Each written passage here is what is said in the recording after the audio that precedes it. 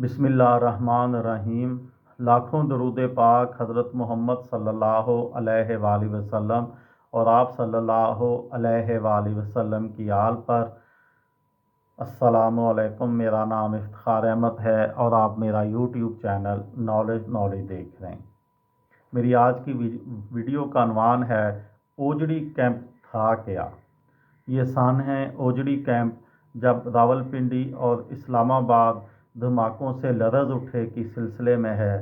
उससे पहले 12 अप्रैल की बात, 12 अप्रैल 1988 को वज़ीर आज़म मोहम्मद ख़ान जुनेजो की ज़ेर सदारत वफाकी काबीना के इजलास में वज़ीर मवासलात मोहम्मद असलम ख़ान खटक की सरबराही में खसूसी पार्लिमानी कमेटी कायम की गई। इस कमेटी के ज़िम्मे ओजड़ी कैंप के हादसे की वजूहात, कोताहियों का पता लगाने और कोई एमरजेंसी प्लान अगर मौजूद था तो उस पर अमल दरामद क्यों ना हो सका, इन अमूर की इंक्वायरी करने के लिए वज़ीर मवासलात असलम खटक की सरबराही में कायम की गई खसूसी कमेटी में वज़ीर इत्तलात काजी अब्दुल मजीद आबद, वज़ीर दाखिला नसीम अहमद आहिर, वज़ीर ममलकत मीर इब्राहिम बलोच और दिफा के वज़ीर ममलकत राना नईम महमूद शामिल थे।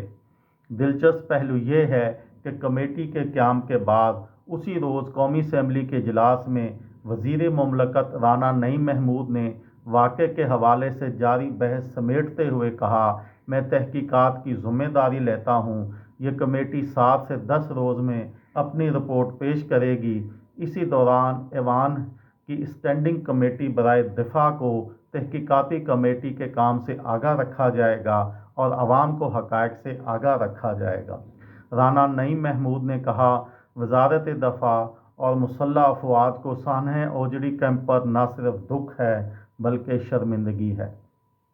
इसी शाम सेनेट के इजलास में राना नईम महमूद ने core commander Rawalpindi lieutenant general Imranullah की सरबराही में कायम कमेटी का भी हवाला दिया और कहा कि कोर कमांडर की सरबराही में कायम की जाने वाली कमेटी सानह ओजड़ी कैंप के तमाम मुहर्रकात का जायज़ा लेगी, जिसमें तख़रीब कारी भी शामिल है।